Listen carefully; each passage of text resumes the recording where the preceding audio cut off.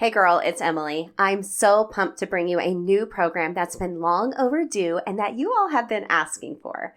Think habit-based fitness to help you stay consistent with a workout routine made with you in mind and for whatever season of life that you're in. I'm talking progressive overload, metabolic conditioning that won't wreck your hormones, and workouts that support your body and mind. I'm so excited to bring you the new Training for Life app launching September 30th. Now, what makes this program so unique is in addition to my 8+ years of being a fitness instructor and coaching hundreds of women, I'm also putting my expertise as a behavior change specialist in this program and including my very best habit strategies to ensure you stick with the program. So get on the wait list to be the first to hear about the launch of the Training for Life app on September 30th and join us for a fun 21-day sweater weather challenge to help you get started. Just go to bit.ly/training for life. It's also linked in the show notes for you. I'm so excited for this. Now let's get into the show. Hey girl, do you wish you could make your healthy habits stick, but life keeps getting in the way? Are you tired of diet culture telling you to shrink yourself when you'd rather just find true food freedom, move your body for joy, and feel and look good in your favorite leggings? Then you're in the right place. Think of this as Atomic Habits for women. Hey, I'm Emily Nichols, habit and fitness coach, millennial mom, and Taco Tuesday enthusiast. I'm here to tell you there is an easier way than what we've been taught about health and our habits. How do I know? Because I've gone from former chronic dieter to habit hacker through the power of the system that I'm now going to teach you so you can finally stop dieting and just train for life via your habits. Remember, it's not your fault your healthy habits haven't stuck. We just have to do them differently. Are you ready to habit hack your health? Then let's do this. You're listening to episode 265 of Habit Hack Your Health. Hey girl, welcome back to the show. Today we're still training for life, but pivoting from our series to bring you an amazing guest who is going to help us tame our inner critic. This is such an important conversation. I know you all are going to relate. Before we get started though, just a reminder that my new habit-based fitness program is launching September 30th. And we're doing that with a fun 21-day challenge. So get on the wait list at bit.ly/training for life. It's linked in the show notes. That way you are the first to know when the Training for Life app is live and you're ready to get started with us. I'm so excited and can't wait. Now, what does that even mean? Your inner critic. Well, I always like to just turn to Google, get you a official definition. So your inner critic, being your own worst critic, is a common phrase that describes someone who is a perfectionist and is extremely critical of themselves. Some say that this can be a result from being fixated on your shortcomings and focusing on what is lacking. Now, if I can speak vulnerably and truthfully with you all today, I've had a lot of setbacks this year. I've faced rejection and my own self-doubts and questioning if I'm doing the best that I can with being a mom of 2 teen boys. Like, y'all, this stage is really hard, you guys. And I've probably done more self-criticism of myself this year, more so than self-compassion. And for me, I have to believe whatever is breaking you is building you, and it's all part of God's plan for me, and I believe that for you too. However, I do know that as moms, we are very hard on ourselves and lead with compassion for everyone else but ourselves. Now, you are human and you will make mistakes. You'll say something to your kids out of frustration or just plain exhaustion that you feel bad about. You won't get the laundry folded again this week. Or maybe this is a great week and you're able to stick with your workout routine, but then the following week it all falls apart, right? This is why we have to train for life, my friends, and do habits differently, hence habit-based fitness, like we talk about here. And along the way, I just want to encourage you to employ some habits to tame your inner critic, to help you bounce back a little easier and get unstuck from negativity or self doubt when life is just lifing, my friend. So, today I have the perfect person to chat with you about this. My friend Andrea Herbert from the Ivy Unleashed podcast is here to help us tame our inner critic. So, let me tell you a little bit about Andrea. She's a mother of three, a wife, entrepreneur, and marathoner working to complete 26.2 miles in all 50 states. Like, y'all, that is really cool. That's a lot of hard work and a lot of dedication. Andrea juggles a lot. The combo of finding balance, staying aligned with her values, and having fun brings endless fulfillment as she wants more women to join her. Andrea has coached thousands of women to embody the highest versions of themselves, whether their goal is to build confidence, be a better person or parent, lose weight, find more joy, or run a marathon.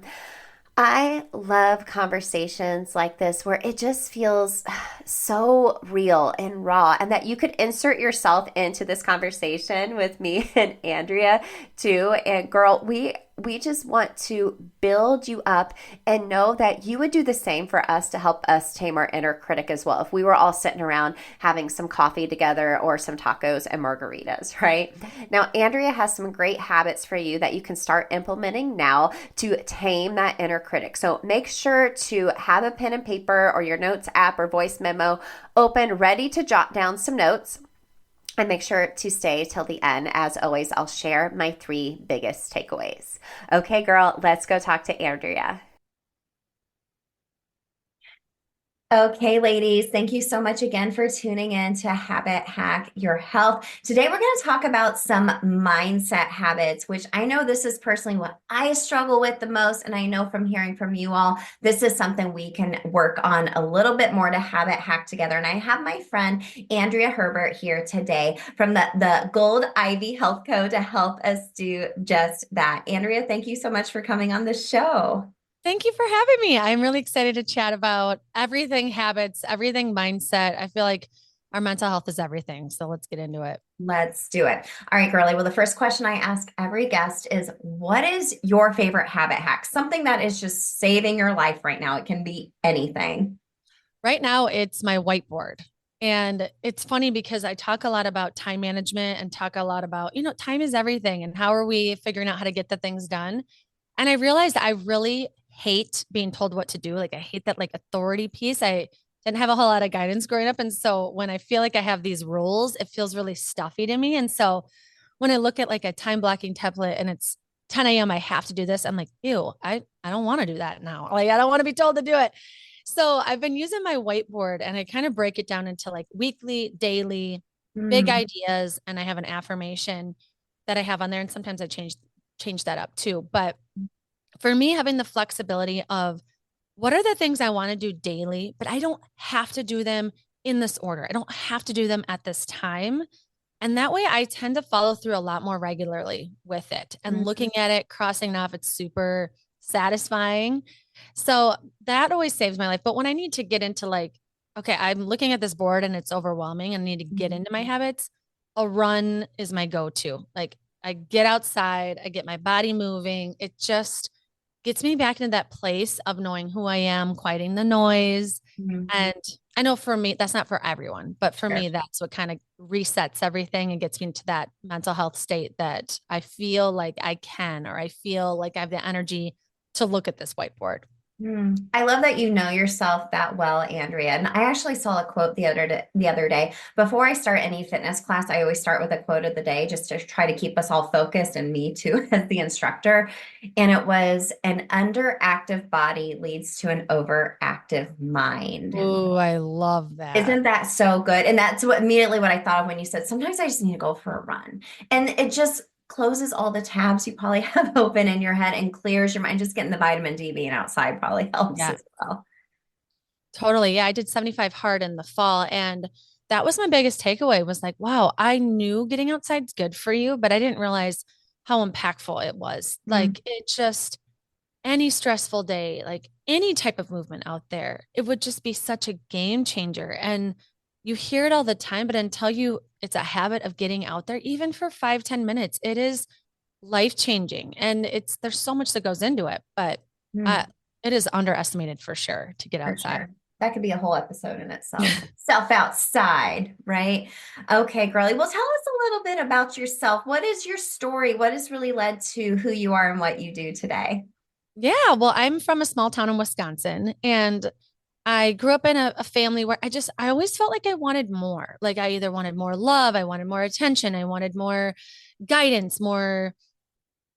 I always felt like I was reaching for more, and it made me leave the state when I could. As soon as I was done with high school, I was like, I gotta get out of here, and I want to just reinvent myself, be known for just being me, because I was known for like sports and grades and those types of things. And so I came to Minnesota and kind of gave up sports as far as like the organized sports. And I just dove into my education. And the only thing that really interested me was health and wellness. I was like, I don't know what I want to do with this, but I just know it comes naturally to me. It lights me up, it gets me excited. And then I heard about health coaching. So I got into corporate wellness and I just really wanted to help people one on one and have like that coaching experience where I could hear your deep, like, almost be your therapist and help you set goals. Like health coaching is such like a good mix of having like a bestie that pushes you type of thing. And I just love that. And then having the education behind it really helped me get into that. But then I started a family with my husband. And during that time, it was like survival mode. It was really hard to think about pushing myself or starting a business or any of these things that I do now because you're trying to survive and I have three kids and I had them a couple years apart. So during that time I didn't push myself physically that much or, professionally, which makes sense because you're raising little humans and that requires a lot. But then once my youngest slept through the night, she was about 3. I feel like my brain started working creatively again. It like I had the capacity to think, what is my mission? What do I want to be doing? And what actually lights me up? Because I wanted to get back to myself. Like, what do I want my day to day look like? What kind of example do I want to be for my kids? And the years prior, my husband was always like, you could run your own business as a health coach. Like, why don't you just try it? Get your own clients. Like, you love it and you're good at it, and why not? But I just, I didn't have the capacity. So then in 2020, I read the book Big Magic by Elizabeth Gilbert. And that book, she just puts everything in perspective of, any of the self-limiting beliefs you can have of, oh, so many people have already done that. Or what do I really have to offer that would set me apart? Or I don't know anything about business. How could I start a business? All of those things. And her take on any of those thoughts is like, you're thinking about this for a reason. And nobody has your story. Nobody has your voice. Nobody has your life experiences. And you have a lot of life lessons that people can benefit from. And I had thought about starting a podcast. I had thought about coaching on my own, but it was like the first time I thought, like, maybe I could do this. Maybe I could. And why not try now? So I started getting up way before my kids. It was 2020. They were all here. I'd never had any time for myself. And I started doing like 5 a.m.s, which led to 4 a.m.s. And I was on fire thinking about what it could be. And so then I talked with my now business partner, Brooke, who's my husband's cousin, and she was going through a health journey. And I was like, what if we talked about what you're going through and the lessons I've learned through coaching thousands of clients, put it on a podcast and just see if it helps someone? And why not? And so she was like, sure, I'll do anything with you. This would be fun. Let's try it.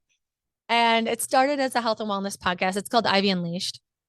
And then it kind of turned into stories of resilience. Like being a human's hard, and we all have these life experiences of grief or divorce or chronic illness or whatever it is.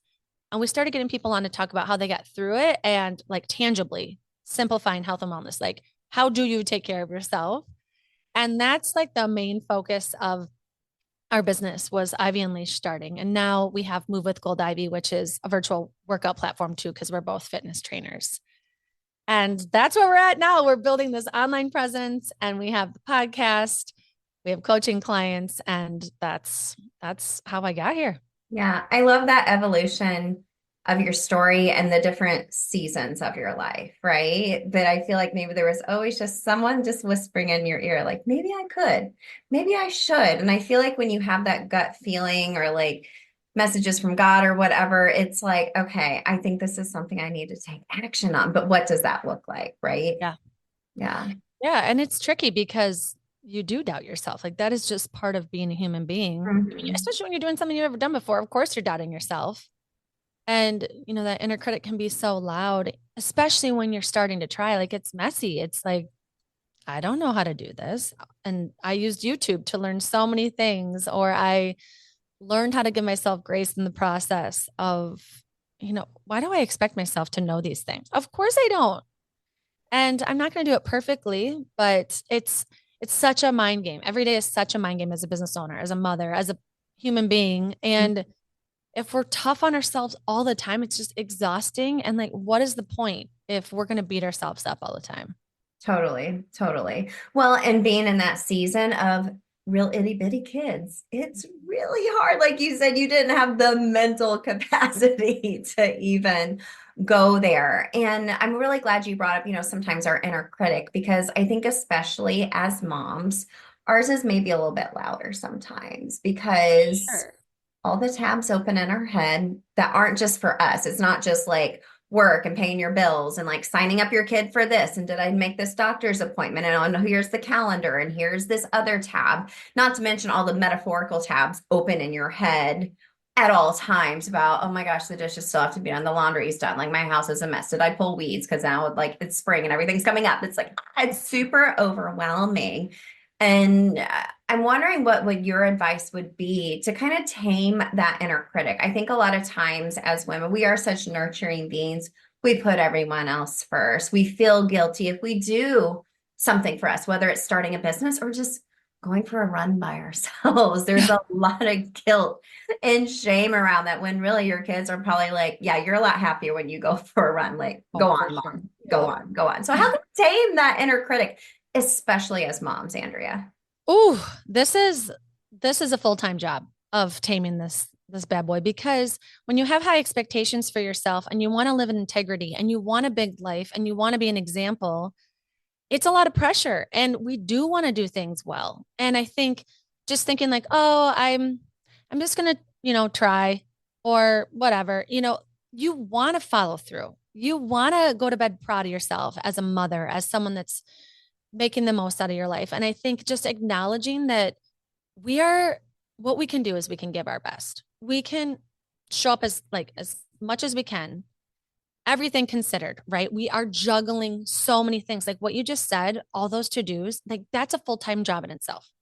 I am home this summer with my kids and being an entrepreneur. And I'm like, I just did a reel yesterday. I'm like, how's anybody doing anything for themselves? I don't know. I have to get up at 4 a.m. in order to do this, but I can't because I'm going to bed so late because it's summer. It is a full-time job taking care of our mental health. And I think we need to humanize ourselves and recognize, first of all, this is a lot. This is a lot, and we're going to make mistakes. And along this path, if I don't care for my mental health, I will have nothing.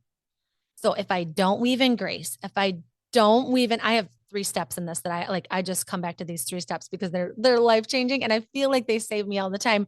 But I think it's recognizing and acknowledging like I am going to do my best every day. I might be on my period. I might be grieving something. I might have all of these factors of being a human being that I also have to consider in this mix, that I am still going to do my best. We juggle so much. But I think it's having high expectations of yourself for having integrity in what we're doing, but not perfection. Like there's no perfect in this. And the 3 steps that I always talk about are practicing repair first for the mistakes we make. Like just knowing I messed up with my kid. I was short with them. Like I was doing my daughter's hair the other day and she was like, oh my gosh, there's so many bumps. Oh my gosh. I was like, I'm done. I'm not doing your hair. You can figure it out. And I recognized I was just so irritated by the 5 things that happened leading up to that. And I took it out on her. Right. And then I circle back 15 minutes later and I'm like, hey, I'm sorry. I was irritated by these other things. And just normalizing that of I've got a lot going on up here. And sometimes I'm going to take it out on you, or I'm going to self-sabotage. Like this is going to happen. I'm going to keep practicing this repair. And then planning is the next step. So practice planning. So planning for honesty with yourself. This is to have higher standards for yourself. Like, did I do my best? what was my goal? Did I follow through? What's stopping me from following through? Like kind of getting really honest. I know you talk about this with habits. Like we have to acknowledge the truth. Like what's happening here? Am I truly giving it my best? And what's kind of getting in the way? What can I fix, change, adapt? How can I delegate to someone else? What can I take off my plate? Like planning a little bit more and being honest with yourself. And then I think just laughing, play. Like this is, if everything's so serious and we're beating ourselves up all the time and not having any fun, like what is the point? And so, laughing about your mistakes when you're short with your kid and you're like, oh, I was who that was earlier. I repairing, be playful. Like we're going to make mistakes. And why do I think I'm going to do everything so perfectly? We had Dr. Shafali on Ivy Unleashed a couple months ago, and she was like, I was talking to her about this. I'm like, how do I not put my kid in a therapist chair with all these issues? I'm so nervous about being a mom. I'm going to mess this up. And she's like, why do you think you're so special? Like you're ordinary. We're all ordinary people that are going to mess up. And it's such a blessing to give that to your kid to show them like, okay, this is how I messed up. I'm laughing about it. I'm apologizing about it so they can do the same. And I just think that just takes the pressure off of having to show up perfectly or feeling like we have to have it all together and stop beating ourselves up about all of these things that we're doing wrong. We're such perfectionists, aren't we? And I think it's way different now for us versus like when our moms were in the thick of motherhood. They didn't have social media to like scroll through and be like, oh my gosh, look at her perfect kids and her Pinterest perfect kitchen. And you're over here just like, barely surviving. It's so true. I It's so mean, true. and I love those 3 steps. So practice, planning, and laugh, right? You, like you said, like we're all humans. Let's humanize ourselves right here. And I'm glad like someone kind of even brought you back down to earth and be like, oh my gosh, like we all like, we're all going to screw up as parents. Our kids are going to be fine. My kids are 16 and 12, and I feel this whole new sense of pressure now. Like, oh my gosh, I have to raise so many great, like, young adults and give them so many great habits. And they're just like, calm down, calm down. Like it's not that deep. And I'm really glad you brought up laugh. I actually just recorded an episode that's dropping in a couple weeks about just being a fun mom. Like, stop taking life and yourself so seriously. And especially as your kids get older, like this past Mother's Day, I took my boys to like go-karting and mini golf. I was like, let's go do something fun. Like nobody's on their phone. Like we're just gonna sweat and have fun, just like when they were real little, right? And it was good for everyone's soul, right? And it was just like, okay, we need to do more fun together and not take things so seriously because we're all just trying to life the best way we can when life is life in, which it will at times. And to take that inner critic, that self-doubt, those self-limiting beliefs, and just smash them, move them away by just humanizing yourself. I love It's so that. true. And I think too, like when you think about being a mom and you want to look back at these memories, like the best ones are when you lose yourself in time, when you're just laughing and you're being silly, you're doing cannonballs into the pool. We can be so hard on our bodies. We can be so hard on the lessons we teach our kids, but like it is in the doing. It's in them seeing us like my mom always, she just like played with that. She just jumped in the pool. She just went outside of us and kicked the soccer ball around. Like we did these fun trips. And I remember doing this with her. It's going to be like the doing. It's going to be like the moments where, like you said, the phones are away and we're just laughing. It's like that blissful state we want. And I think we're so in our heads and not in our bodies. That's what happens. It's like we're not even in the moment. Like we are not even present when we're doing that to ourselves. And so when you can laugh at yourself, when you can be dancing with your kids and being goofy, like just look at their face when you do that. When you guys put on a funny song and you're moving your body, watch your kids' face light up when they see you just being in the moment and not caring what anybody thinks. You're clearly not thinking about what you think, you're letting loose. Like that's the stuff they'll remember. And then that creates that connection that, you're looking for, they're looking for. I love like the dance parties, the camping times where like you are so physically, mentally present. It's the best. It's so good. It's so good. Even thinking about, we both work with clients, helping them with their health and fitness goals. And taking care of your health as a mom is so vital to be able to show up as the best version of yourself. And I'm sure you see this, and I want to talk about this a little bit more when it comes to maybe our own perceived limits or self-limiting beliefs we have about ourselves. We not just mentally, but physically as well. I feel like past the mindset stuff, like I don't have time or I don't think I can, we also think we physically can't do things. Maybe we've tried a class before and we're like, that was too hard. Exercise isn't for me, right? When it's taking care of your health physically, mentally, emotionally, spiritually is so important. So, what are some habits we can maybe start doing to kind of smash those self-limiting beliefs mentally and physically? I love this question because I think there are a lot of different routes. There's so Yeah. many things that we can do. And I think some people, they really like to do this on their own. They're like, I want to be by myself and I want to reflect. And so I think journaling is great of actually sitting with yourself in silence and thinking about how do I feel? Because there, like you said, there's so much noise with social media. There's so much noise with our friends and our family and opinions and what we should be doing and all this. And so I think journaling can be so eye-opening on, asking yourself, what do I need in this season? What's calling me? What's on my heart? How do I feel about our regular habits of what we're doing in our family? And what do I want to shift and change? And just getting honest with yourself. I think that can be a good starting point. If you're like, I don't want to hire anybody to like help me with this. But I also think there is value in a coach. There's value in a therapist to ask you new questions or to challenge, how, like, what are you doing and how is this serving you?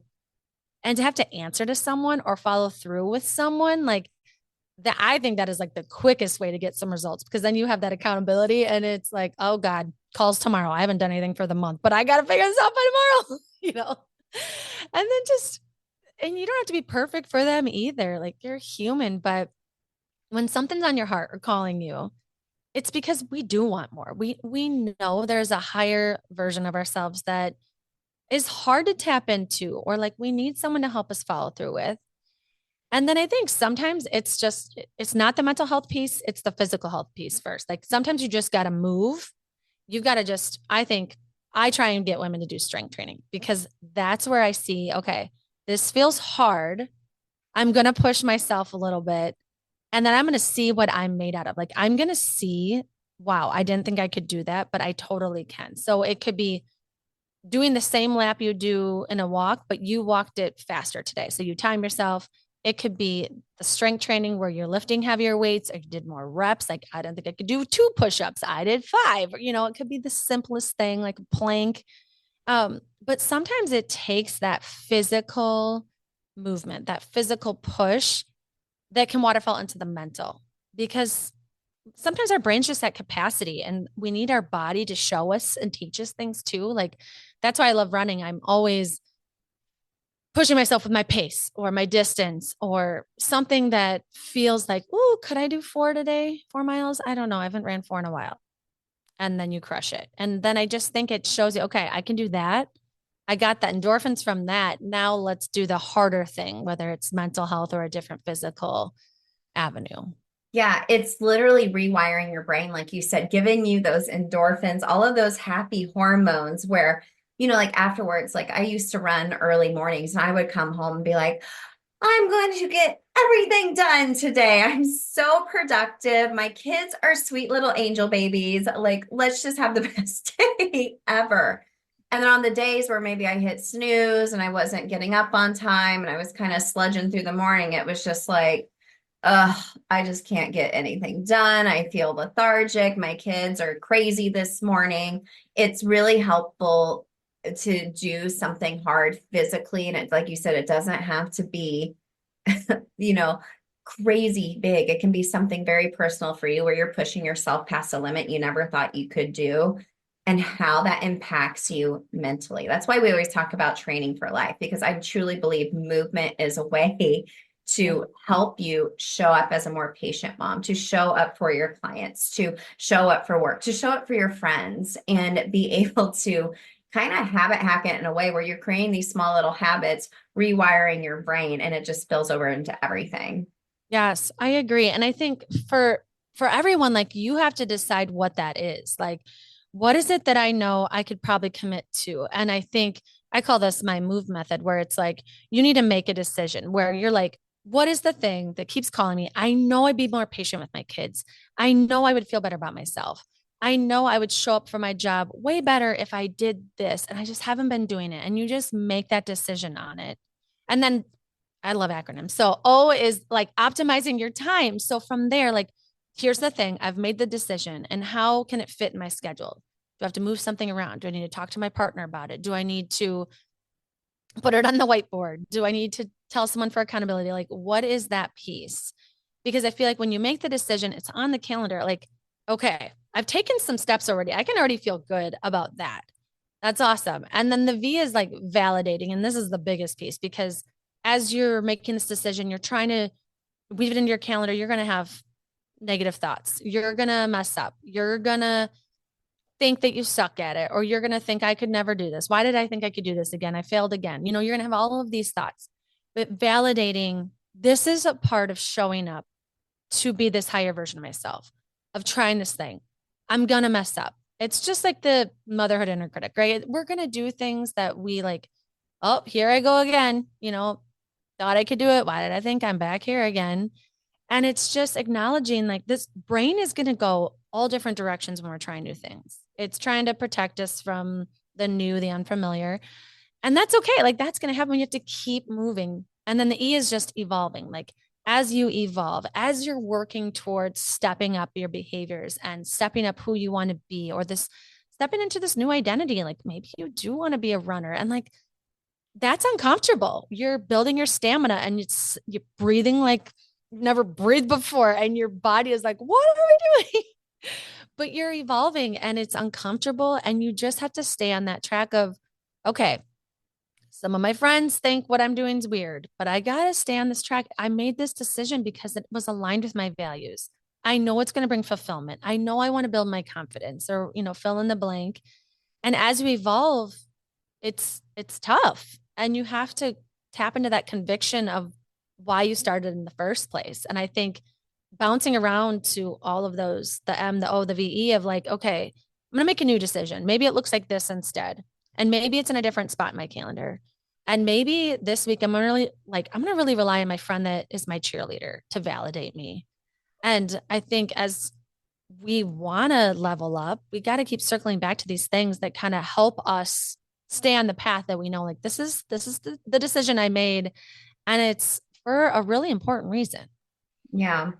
You know, there's a lot that spills over into everything you just said, Andrea, into habit strategy, because we always start with, well, what's my habit identity? Who do I want to be? And what habits are going to support who I want to be? It's not 100%. just like, oh, I should move my body because I want to, you know, fit inside a certain pant size or whatever, right? That can be a great goal later on, but it has to be something a little bit more deeper.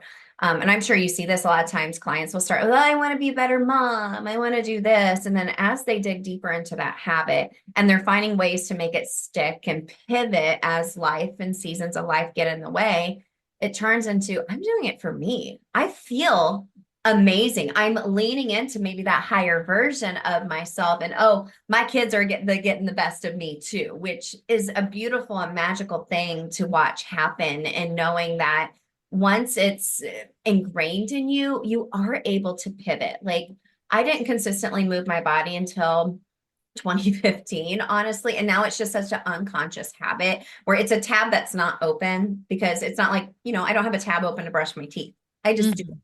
I just find some way to do it and feel what feels good for my body that day. And that's the point where we want everyone to get to, right? Where they're pushing themselves to do hard things, whatever that means for them, seeing how that impacts them mentally, and then seeing how everyone they love around them wins at the same time. Mm-hmm. Yeah, that's beautiful. And I think as you think about your kids, you know, if you are a parent, thinking about when they're your age and they're doing everything for everybody else. And, you know, maybe they're a people pleaser that tends to get walked on and they know they need to step into like who they are and do things for themselves. They saw you do that. They watched, and that's cool. I think it's cool that you did this while your kids were younger, where they could probably see and feel that shift. It's okay that you didn't do this from the beginning. I think that's even cooler, where your kids can see like, whoa, she's starting a business. Like, what did that? I remember that when I was a kid, and all of a sudden, she was getting up before us, or she was really prioritizing fitness midday, or, whatever it is. I think it's really cool because you're giving them that permission. You're that model of what that can look like of, I love you so much. And I do want to do this with you. But right now, I'm going to go for this run because I know when I come back, I'm going to have way more energy for you. I'm going to be way more patient. I'll be in a better mood. And they'll be like, okay, good idea. You go, mom, and we'll see you. We'll see you when you get back. Come find me after your shower. And it's beautiful when we do that and we come out. I mean, girl, they are watching. So my boys, like I said, are 16 and 12. And they're at the age now, if my oldest is feeling a little stressed or anxious, they just had finals at the end of school in May. He was out working out, just getting on the assault bike in our garage or just lifting weights. Or he was just like, I just need to go for a walk. And I was like, okay, go. That's amazing. Bye. Or, Oh, my youngest loves to run now. Like he's very into cross country now, which is good. And I'll ride the bike with him while he runs because I can't keep up with homeboy. He's too fast for me.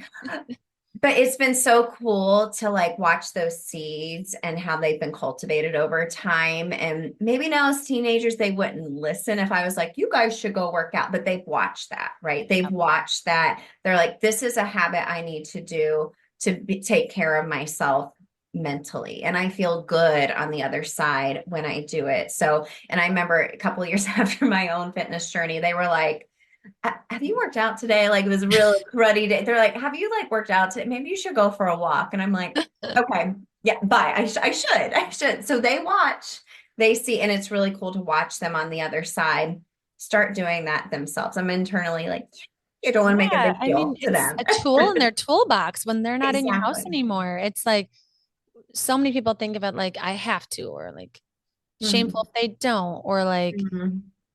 oh, I got to do this thing. But it's like, it's a tool. It's one of the tools Sure. and it works pretty fast. So, it's knowing that they have that and that it's not some type of punishment. This is something that can Mhm. lift my spirits. And I don't have to talk to anybody. I just move my body. And whether it's just moving your body into the other room, but like physically moving to change up this mental state, like it's really powerful. And I always want to just help everyone shift that. Like this doesn't have to be a run. And I know I'm a marathoner, but like I'm not running marathons all the time. Sometimes I'm just literally going outside for 1 mile because I know it's going to shake things up.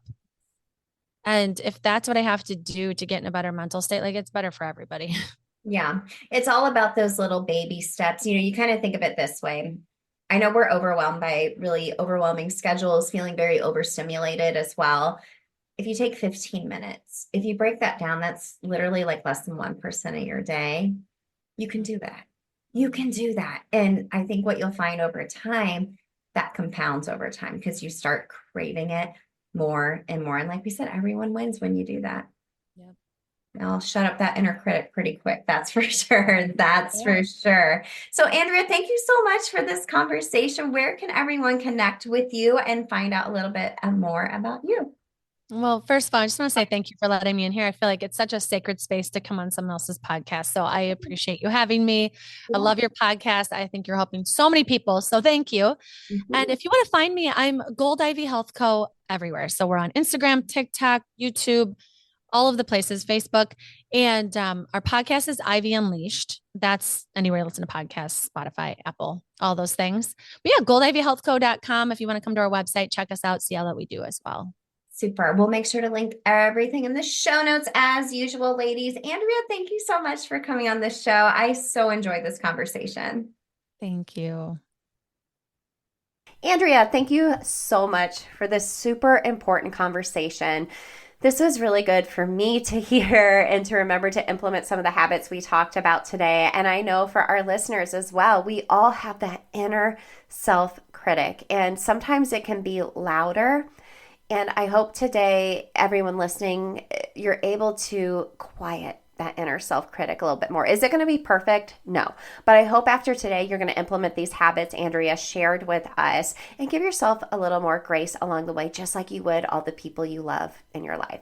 So as always, let's talk about my 3 biggest takeaways. If you're new to the show, I do this at the end of every guest interview because most of my listeners, I know you're either driving carpool, you're doing the dishes, you're putting away laundry, maybe you're out for a walk. You might get distracted. So here's the cliff notes, if you will, or my 3 biggest takeaways from this conversation with Andrea Herbert of the Ivy Unleashed podcast. So number 1, well, actually, I could say number 1, step 1, 2, and 3. I love having a system. I love having some steps in place to help you tame that inner critic. And these habits are going to help you do that. So her step 1 was practicing for repair. Normalize that you're going to make mistakes and you can apologize for it. Step number 2, planning for honesty with yourself. Have some higher standards for yourself and realize what is stopping you from following through on your goals, or why do you keep losing your you-know-what at home or at work with everyone else. Acknowledge what's going on in your life and reevaluate that and pivot via your healthy habits to ensure you're not getting in your own way. And then step 3, play, laugh. Take the pressure off, right? We have such high expectations of ourselves and there's a lot of pressure, but no one is standing over you with a microscope just looking at every tiny little mistake you make. The only one doing that is you. So have a little fun, take the pressure off, and stop taking yourself so seriously. I love that. My second biggest takeaway, of course, I love this, using movement to squash those self-limiting beliefs. That's why we talk about training for life here, right? When we are able to run a little further or walk a little further, or even just empower yourself to be like, it's a really busy day and I just moved for 10 minutes. Gosh, that builds up so much mental endurance and strength in yourself, not just the physical, but also you're getting a chemical reaction, right? You're getting these happy endorphins running through your body. You're feeling better, right? So movement will help you squash those self-limiting beliefs. I guarantee it. And it doesn't have to be huge, right? It doesn't have to be huge. And the last thing, I think this is probably one of the most important things we talked about today with Andrea, is you want to set an example, right? Show your kids, right? Show them that you screwed up and that you're owning it. Own up to it. Don't hide. Let them know, your kids, hey, I'm human. I messed up. I'm sorry about this. Or you know what I did to deal with this? I did this instead. I went and moved my body. Stop taking yourself so seriously, like we already talked about. And know that if you are wanting to set an example for your kids, then own up to your mistakes. It's going to allow them to own up to their mistakes, to feel empowered, to change what is causing them to have these self-limiting beliefs, and make them more compassionate human beings and apologize to others when they mess up, because we all will. That is for sure. So I hope after today's episode, your inner critic is just a tiny little whisper that comes up every once in a while, and you have some tools, some habits in your tool belt to help you tame that inner critic. Make sure to connect with Andrea. We'll make sure to link everything in the show notes so you can go listen to her show, connect with her. She's doing amazing things, and I so appreciate this conversation. Now, as a reminder, go get on the waitlist for the Training for Life app. We start a 21-day challenge on September 30th. It's not that far away. You can go to bit.ly/training for life. It's linked in the show notes, as well as everything we talked about with Andrea today. I'm sending you a great big hug, girlfriend. Let's keep taming that inner critic together. Hey girl, real quick before you go, if you are ready to take action in creating your own habit loops, then I want to invite you to take the 3-day Habit Loop Bootcamp email challenge. You'll learn how to create your own cue, routine, and reward from that Atomic Habits for Women philosophy that we've shared here on the show. And it's also available audio only too, so you can take it on the go while you're mom Ubering around town. Just go to bit.ly/habitloopbootcamp. It's linked in the show notes as well to start taking action now. And if you love the show, the biggest way you can support me and other mamas like you is to leave a quick written review so we can help more mamas stop dieting and start training for life via habit hacking. Love and appreciate you.